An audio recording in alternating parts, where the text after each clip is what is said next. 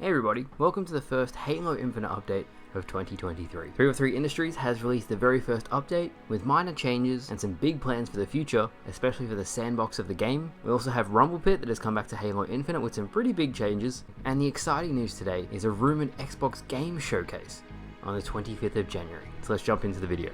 Now first up today is Halo Infinite's first update of the year. It was mainly for ranked, but there are some really juicy sandbox changes coming to Halo Infinite, and some of the changes actually revert what 343 has done for the winter update. So what are they changing, you may ask? Well, the damage radius of the frag grenade will be reduced. Dropping a weapon will be at the same speed as switching a weapon. There's a huge change to the sniper rifle, that where you no-scope is actually where the bullet goes now. The randomness, which would often lead to people shooting them in the head and saying, what the hell, that didn't register, is finally being fixed. They're reducing the randomness of where the spikes go on the spike grenades, and this is where it gets interesting. Slight retuning to reduce the effectiveness of the Commando and the Plasma Pistol. The Commando in its current state is amazing. It beats the battle rifle in every single category. I don't think 343 wants that. I think 343 wants them to be equal, to excel in certain situations, but to be the same tier of weapon. So it's not going to go back to the way it was. It's not going to stay the way it is now. They're going to try and look for a happy medium. The same with the Plasma Pistol, because the tracking on the Plasma Pistol is incredible now. If you haven't used it,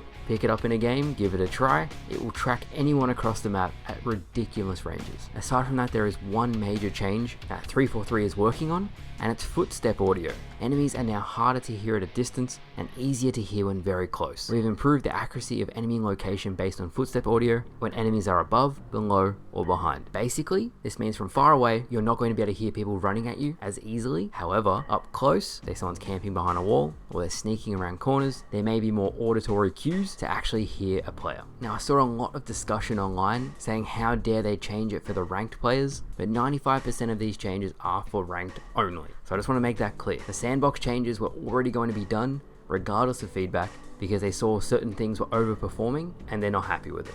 Moving on from that, we have Rumble Pit. And Rumble Pit has returned to Halo Infinite, and I'm not a fan, honestly. They have removed Ninja Slayer, which is the grapple hook and sword mode. They have removed Shoddy Snipers. They have removed Regular Slayer. They removed King of the Hill, and they've removed Vampire Oddball. And I'm like, they're the best mode. What are you guys doing? Now you're probably gonna ask me, Remy, what did they replace it with? Well, as you all know, Social Slayer came out, Kong Slayer, which is throwing fusion coils, Purple Rain, which is the needle and low gravity mode, and then Rocket Repulsors. My problem with it is you already have these game modes in 4 vs 4. Rumble Pit, you can't search with your friends. You can't even interact with the other players in the game. So you've made all these party game modes and you can't even interact with people. Not to mention, it's the exact same experience as the 4 vs 4 mode. Where's the variety? Free-for-all Rocket Repulsors was actually removed because so many people were quitting the game mode. So it's very weird that 343 would actually bring it back. No explanation about it.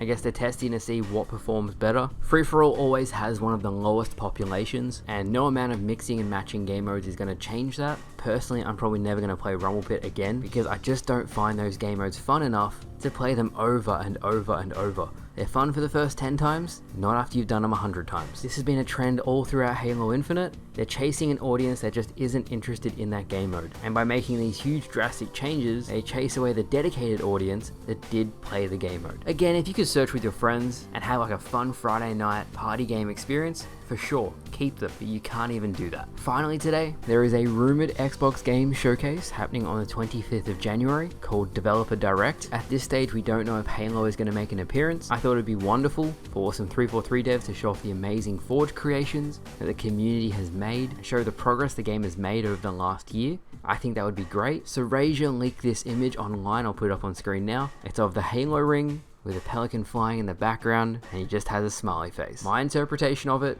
and this is just me making stuff up here, I would love it to be an extraction-like game mode. We know extraction is being worked on. We know it's a PvE experience. If they showed it off on the 25th, that would be amazing. Again, to set expectations is we're going to see absolutely nothing.